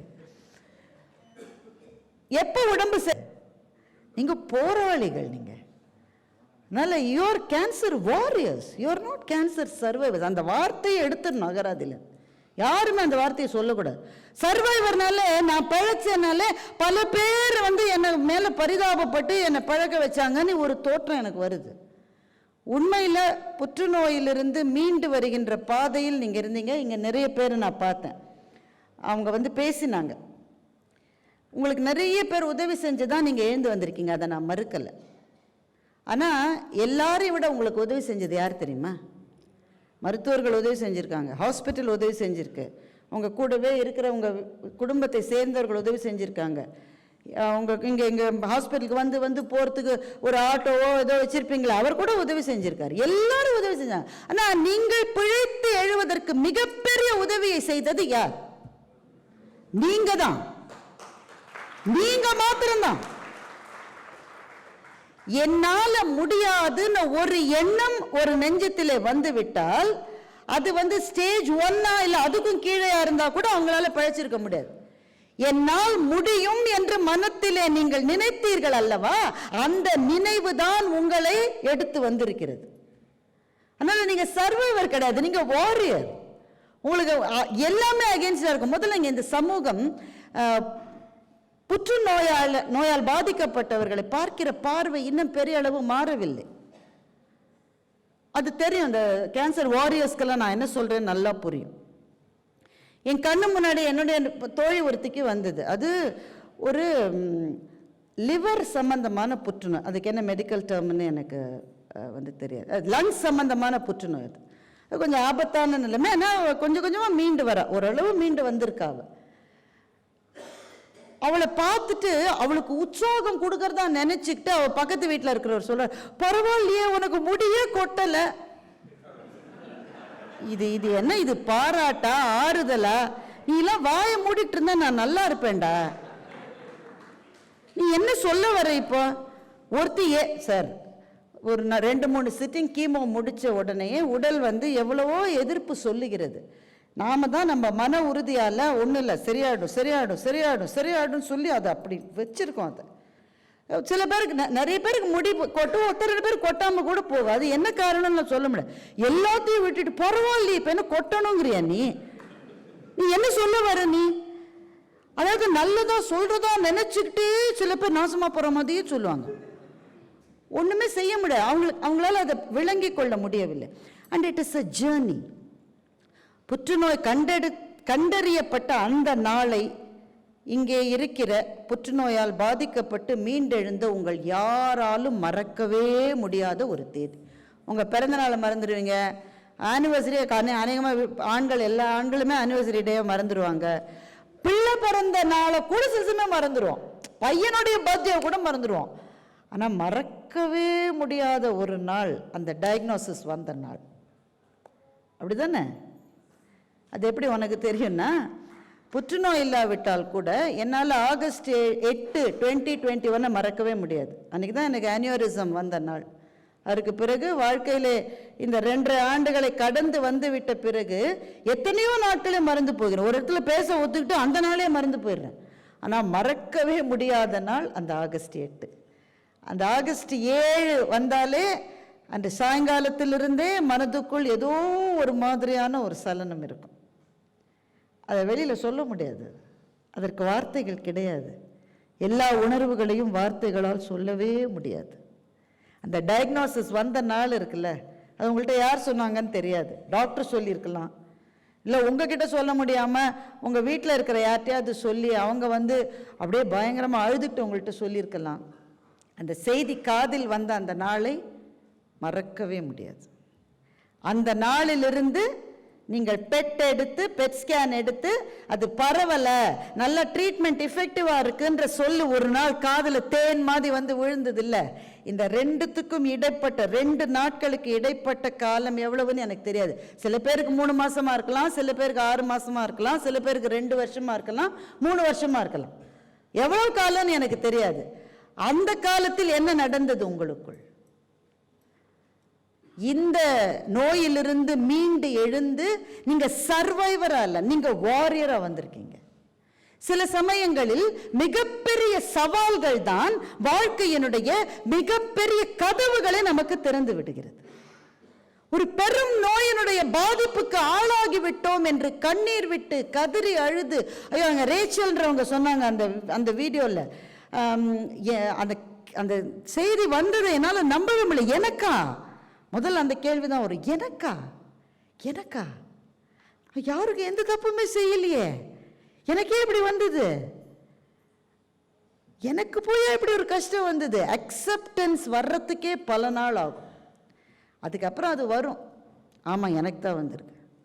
பக்கத்து வீட்டில் இருக்கிறவங்களுக்குலாம் இல்லை, எனக்கு தான் வந்திருக்கு. நான் அதை வாங்கிக்கணும். இது வாங்கின உடனே உலகம் நம்மை பார்க்கிற பார்வையே அப்படி மாறும். அப்படி வந்து அது பரிதாபமா, அது பரிதாபப்படக்கூடாதுன்னு கூட அவங்களுக்கு தெரியாது. எங்களுக்கு தேவை பரிதாபம் அல்ல என்று தான் இவர்கள் சொல்லுகிறார்கள்.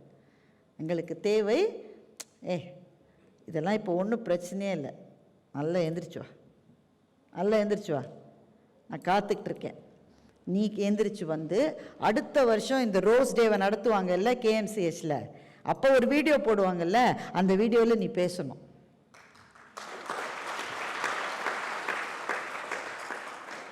அந்த பொண்ணு ஒரு நாய்க்குட்டியோடையும் ஒரு சின்ன குழந்தையோடையும் ஒரு பொண்ணு விளையாடுச்சுல்ல, அந்த ஒரு காட்சி, அது எத்தனை பெரிய நம்பிக்கை சுடர் தெரியுமா? அதை காமிங்க எல்லாருக்கும். முதலாக வந்து டயக்னோஸ் பண்ண உடனே அழறாங்கல்ல, அவங்கள்ட்ட அதை காமிங்க. இப்போ நாங்கள் பேசுனதெல்லாம் காட்டணும்னு அவசியம் கிடையாது, அந்த ஒரே ஒரு ஃபோட்டோவை காமிங்க. அப்படி ஒரு நம்பிக்கை என்பது ஒரு தீபம் போல, அதை ஏற்றி வைக்கிறவர்கள், அந்த நோயிலிருந்து வெளியே வந்தவர்கள், அவர்களை பார்த்து நான் ஒன்று சொல்லுகிறேன். பிரச்சனையான பெரிய பிரச்சனை தான், ஆனால் திரும்பி பார்க்கிற போது அந்த டிராவல் இருந்த அந்த 1 வருஷம் 2 வருஷம் இல்லை, அப்போ தான் உங்கள் வாழ்க்கையில் உங்களினுடைய அருமை உங்களுக்கு புரிந்திருக்கும்.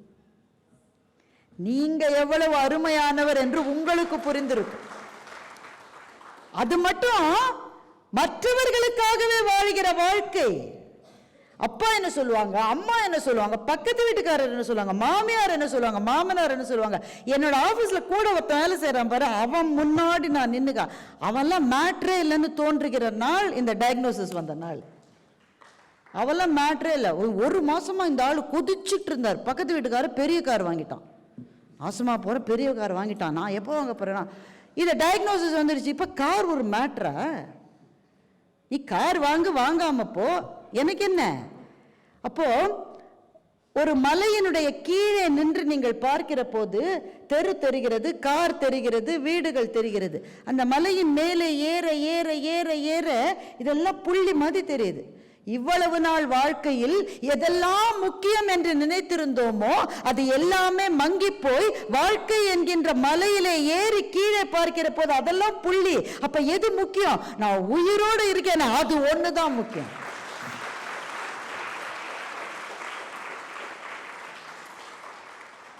காலா, உன்னை நான் சிறு புல்லென மதிக்கின்றேன், என் காலருகே வாடா, சற்றே உன்னை மிதிக்கிறேன்னு மகாகவி எழுதினார்.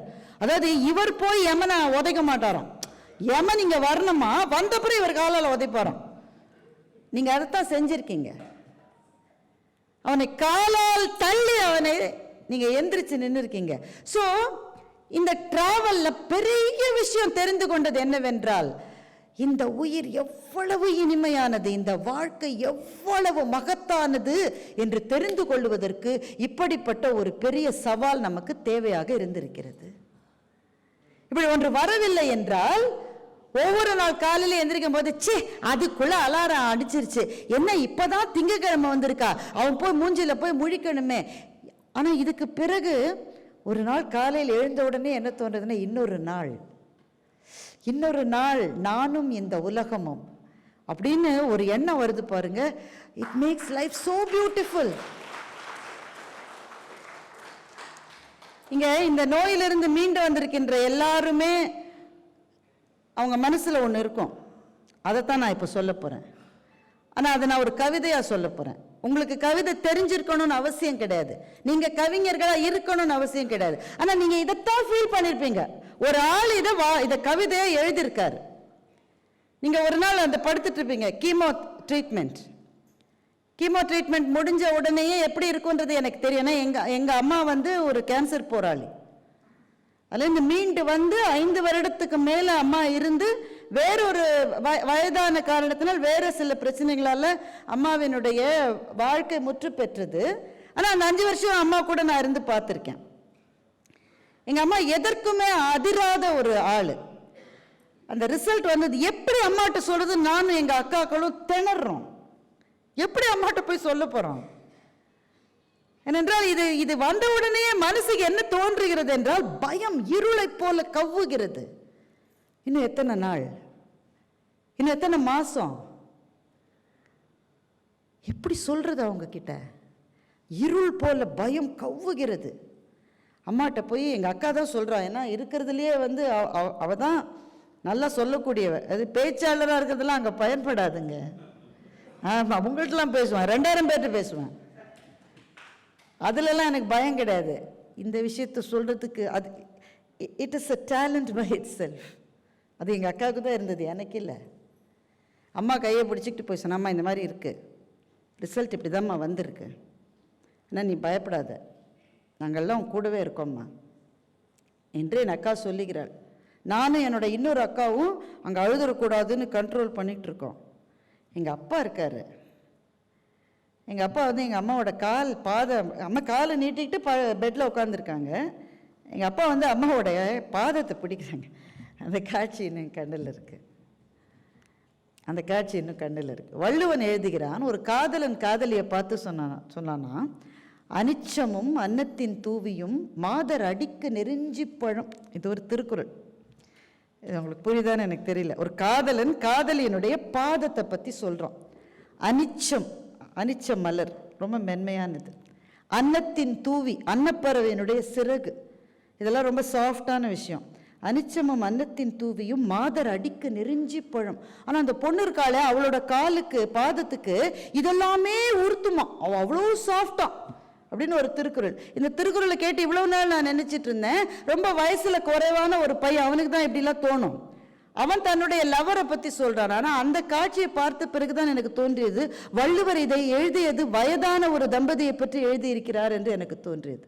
எங்க அப்பா எங்க அம்மாவினுடைய பாதத்தை பிடிச்சிக்கிட்டாரு, பிடிச்சிக்கிட்டு அதை அப்படி தடவை கொடுக்குறாரு. எங்க அம்மா பார்த்தாங்க, அப்படியா, வந்திருக்க வேண்டாம், வந்துருச்சு, சரி அடுத்தது என்னன்னு பார்ப்போம். நாங்கள் இதுதான், இந்த ஆட்டிடியூடு தான் நமக்கு தேவை. இந்த எண்ணம் வந்து விட்டால் அதற்கு பிறகு போராடுவது கஷ்டம் கிடையாது.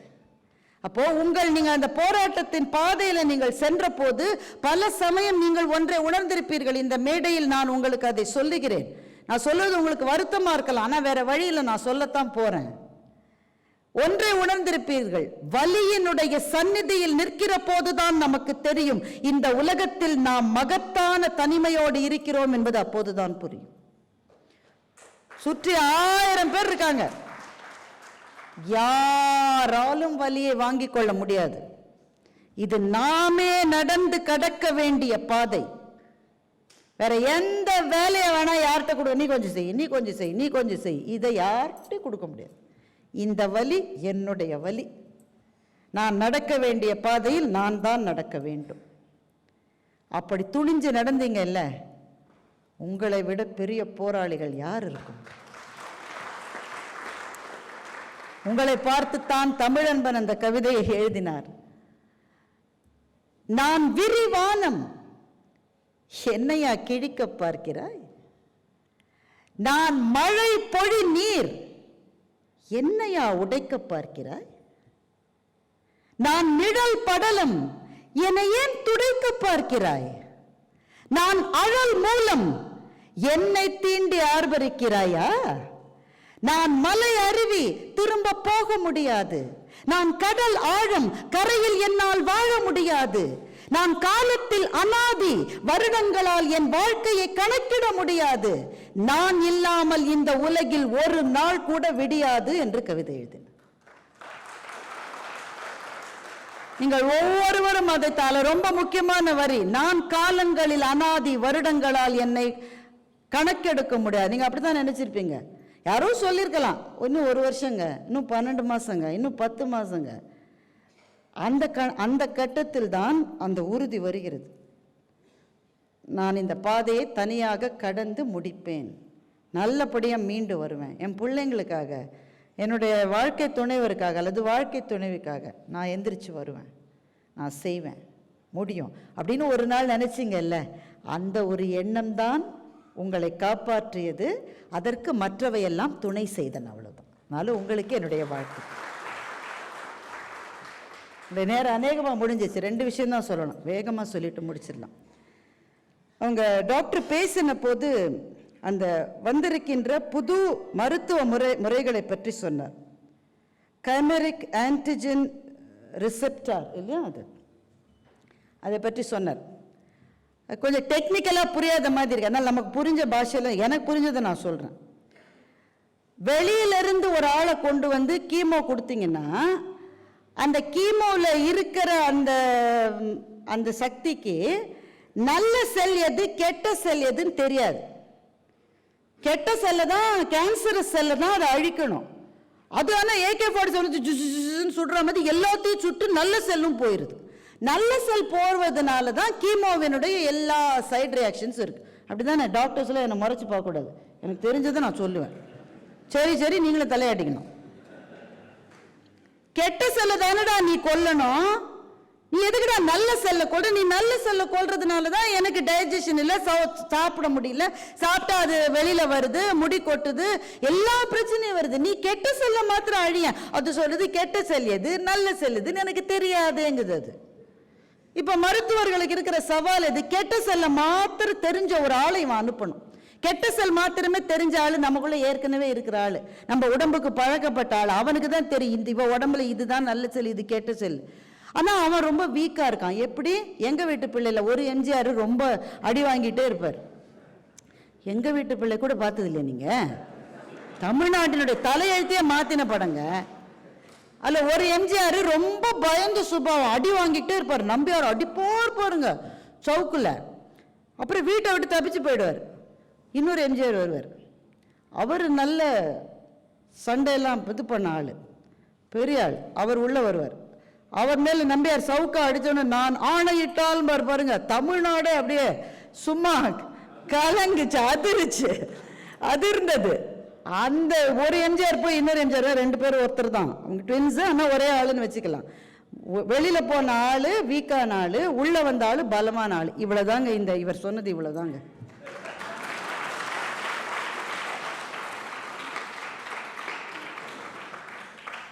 இவ்வளவுதான். நம்ம உடம்புல இருந்தேதான் அதை எடுக்கிறாங்க. வெளியில போய் நல்லா தேத்தி பால் முட்டையெல்லாம் கொடுத்து அதுக்கு நல்ல சண்டையெல்லாம் சொல்லி கொடுத்து அதை நல்லா வளர வச்சு திரும்ப நம்ம உடம்புக்குள்ளே வந்தோம்னா அதுக்கு தெரியும் இவன் உடம்புல நல்ல செல் எது கெட்ட செல் எதுன்னு தெரியும். கெட்ட செல்லை மாத்திரம் அழிக்கும், நல்ல செல் காப்பாற்றப்படும்.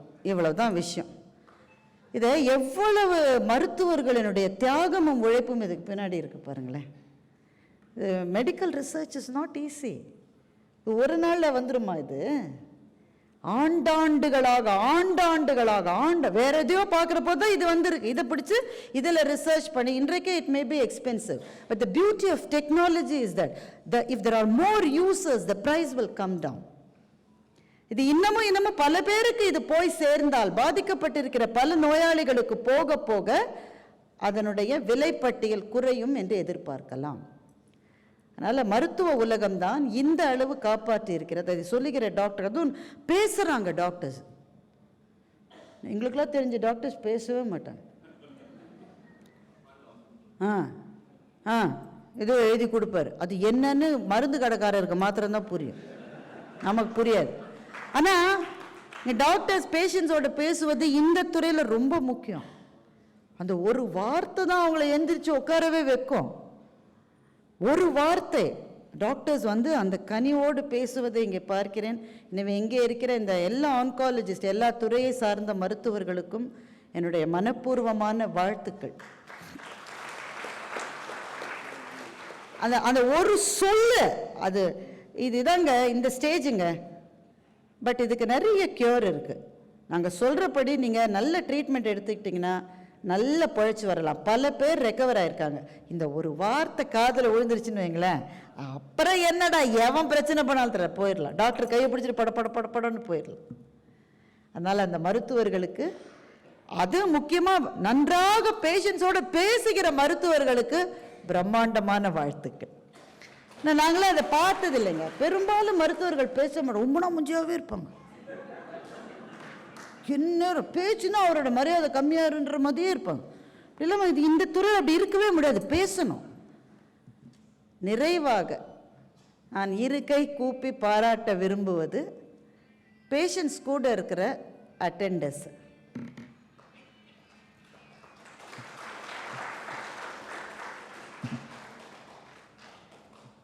எது கடினம்?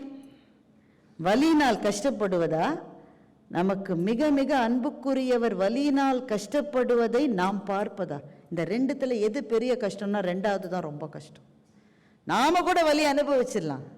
ஒரு பிள்ளை, இத்தனை பெற்றோர்கள் இருக்கிறீர்கள். இந்த வாழ்க்கையில காதில் விழவே கூடாத ஒரு சொல் உங்க காதில் விழுந்துருச்சு. பிள்ளைக்கு வந்தது உடனே அடுத்த நிமிஷம் அந்த அம்மா நினைப்பா, ஐயோ எனக்கு வந்திருக்க கூடாதா, என் பிள்ளைக்கு வந்துருச்சு. வயசான தாத்தா ஒருத்தர் சொல்றாரு, ஐயோ நான் போயிருக்க கூடாதா, என் மகனுக்கு இது வந்துருச்சு. அவ்வளவு வில்லிங்கா வியாதியை வாங்கிக்க நினைக்கிற மனசு இந்திய பெற்றோர்களை தவிர வேற யாருக்கு இருக்க முடியும்? கணவர் சொல்றாரு, அவ தாங்க மாட்டா, எனக்கு வந்துருந்துச்சுன்னா கூட பரவாயில்ல, அவளால தாங்க முடியாது. அந்த மனைவி வந்து, அந்த கணவருக்கு வந்து அந்த மனைவி வந்து சொல்றா, ஐயோ நான் போயிருக்க கூடாதா, அவருக்கு போய் இது வந்துருச்சு, தனக்கு வரணும்னு நினைக்கிறாங்க. ஆனால் தனக்கு வந்தா வர்ற வேதனையை விட தனக்கு மிக வேண்டியவர்கள் இந்த பயணத்தில் அவங்க தனியாக இருக்காங்கன்னு தெரியும். இந்த வலியை வாங்கிக்க முடியாது. பக்கத்தில் கைப்பிடிச்சு நின்னா கூட அவர் கோவம் வருது, எங்கேயாவது போ கொஞ்ச நேரம் என்னை தனியாக விடுன்றாரு. வெளியில் வந்து அழுவுது இந்த அம்மா, யார்கிட்ட அழ முடியும்? ஃப்ரீ ட்ரீட்மெண்ட் கொடுத்தாலும் there is a lot of money involved. எல்லாத்தையும் அந்த பணம் கிடையாது. இந்த பணத்தை எப்படி ஏற்பாடு செய்வது? வர்றவங்க போகிறவங்களுக்கு என்ன பதில் சொல்லுவது? இந்த நீண்ட பயணத்தில் பல உறவுகளை, நண்பர்களை நீங்கள் இழந்து விடுவீர்கள். அதுதான் சத்தியம். சில பேர் தினம் பார்த்துட்டு இருப்பீங்க, வாக்கிங் ஃப்ரெண்ட்ஸ் சில பேர் இருப்பாங்க. நீங்கள் ஒரு 1.5 வருஷம் கழிச்சு போனீங்கன்னா அவங்க யாருமே இருக்க மாட்டாங்க. நண்பர்களை இழப்பீர்கள். சில உறவுக்காரங்க வரமாட்டாங்க, அது கூட ஒட்டுவார் அப்படின்னு சில பேர் பேசிக்கிறாங்கன்றான். டேய், எந்த வியாதியை பற்றி என்னடா சொல்கிற? வீட்டுக்கு வரமாட்டான். ஆனால் ஒரே ஒரு ஆள் கூட வரும். ஒன்று அப்பா அம்மா இருந்தால் அப்பா அம்மா வருவாங்க, இல்லை கணவரோ மனைவியோ கட்டாயம் கூட தான் இருப்பாங்க. அடித்து வெளியில் தருத்தினா கூட போகாது, அடித்து வெளியில் அமிச்சா கூட வாசலில் தான் உட்காந்துருக்கும். நான் நிறைவாக ஒரு கதையை சொல்லி முடிக்கின்றேன். ஆக்சுவலாக 2 கதை, நான் ஒரு 2 நிமிஷத்தில் சொல்லிடலான்னா. சத்யவான் சாவித்திரியனுடைய கதை மகாபாரதத்தில் இருக்கிற கதை. மகாபாரதத்தில் தான் அந்த ரகசியம், அது சொல்ல முடியாது.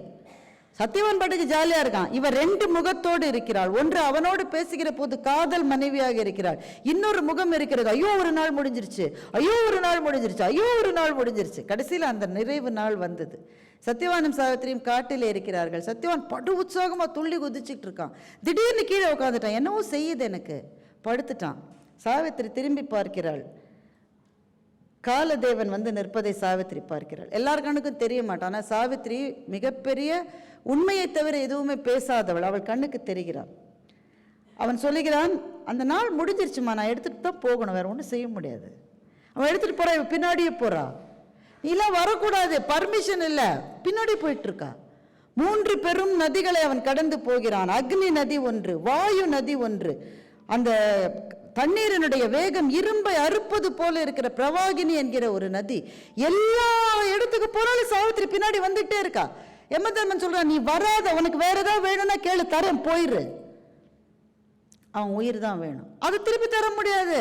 இந்த இடத்துல உனக்கு பர்மிஷனே கிடையாது, திரும்பி போக மாட்டேங்கிறா. அம்மா நீ அதான் வரம் கேளுமா, நான் தரேன், நீ போயிருமா. சரி, என்னுடைய மாமனாருக்கு பார்வை இல்லை, அவருக்கு கண்ணு வரணும். சரி கொடுத்த, இந்த நிமிஷமே உன் மாமனாருக்கு பார்வை, போ போ போ. எங்கள் அப்பாவுக்கு வந்து நான் ஒரே பெண்ணு தான், இப்போ நானும் உன் பின்னாடி வந்துட்டேன், எங்கள் அப்பாவுக்கு மகன் பிறக்கணும், அப்போ தான் அந்த நாட்டை ஆளுவதற்கு மகன் இருப்பான். சரி, உங்கள் அப்பாவுக்கு இதுக்கப்புறம் உனக்கு ஒரு தம்பி பிறப்பான், போயிரு திரும்பவும் வரா, ஏமா வந்துகிட்டே இருக்க? எல்லாருக்கும் வரம் கேட்டேன், எனக்கு ஒரு வரம் கூட கேட்கல. சரி சீக்கிரம் கேளு, புடவை வேணுமா, நகை வேணுமா, வயிறு வேணுமா, என்ன வேணும்? எனக்கு நிறைய பிள்ளைகள் வேணும். நிறைய பிள்ளை பிறகு போ. எனக்கு பிள்ளை பிறக்கணும்னா என் புருஷ உயிர் வேணுமையா? காலதேவன் திகைத்து நின்றான். நாம் அறிந்த வரையில் நம்முடைய புராணத்தில், இதிகாசத்தில் காலதேவனுக்கு பதில் சொல்ல முடியாத கேள்வியை கேட்ட ஒரே பெண் சாவித்திரி தான். சத்யவானுடைய உயிர் திரும்பி கொடுக்கப்பட்டது. இது புராண கதை, நடந்துதான் நமக்கு தெரியாது, ஆனா நடந்ததுன்னு நான் சொல்றேன். சாவித்திரியினுடைய வாழ்க்கையில் நடந்ததுன்னு சொல்ல, ஒவ்வொரு கேன்சர் சர்வைவர் அல்லது கேன்சர் வாரியருக்கு பக்கத்திலே இருந்த அவங்களுடைய கணவனோ மனைவியோ சாவித்திரி தான். அவங்க தான் போராடி அந்த உயிரை மீட்டிருக்கிறார்கள். மிக நிறைவாக சில பேருக்கு தோன்றலாம், என்னதான் இருந்தாலும் அது ஒரு பிரச்சனை தானே, அதோட தானே இவங்க வாழறாங்க.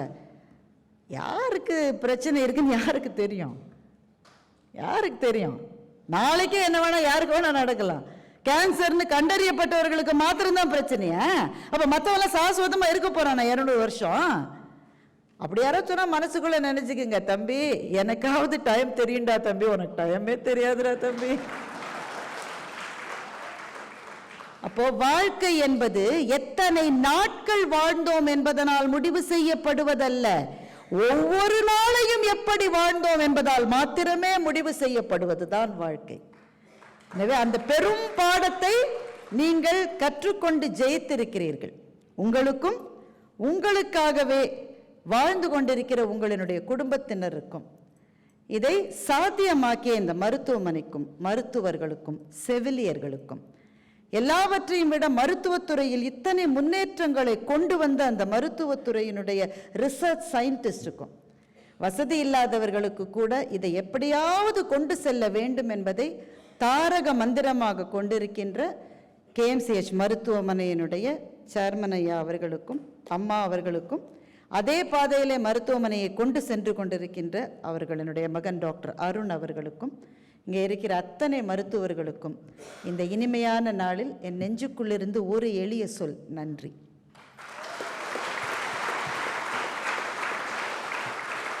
மெலிண்டா என்கிற 12 வயது பெண், மெலிண்டா அவள் பேர், மறக்காதீங்க அந்த பேரை. 12 வயது பெண், கேனடாவில் இருந்தா. She was diagnosed with cancer. இன்னும் ஃபியூ வீக்ஸ் தான் நீ இருப்பேன்னு டாக்டர் சொல்லிட்டாங்க. ஃபியூ வீக்ஸ்ன்னு சொன்ன பிறகு 6 மாதம் அந்த சின்ன பொண்ணு 12 வயசு பொண்ணு உயிரோடு இருந்தா. அந்த 6 மாதம் என்ன செஞ்சான்னா, அதே மருத்துவமனையில் புற்றுநோயாளிகளாக அடையாளம் கண்டுபிடிக்கப்பட்டவர்களுக்கு கடிதங்கள் எழுதினாள்.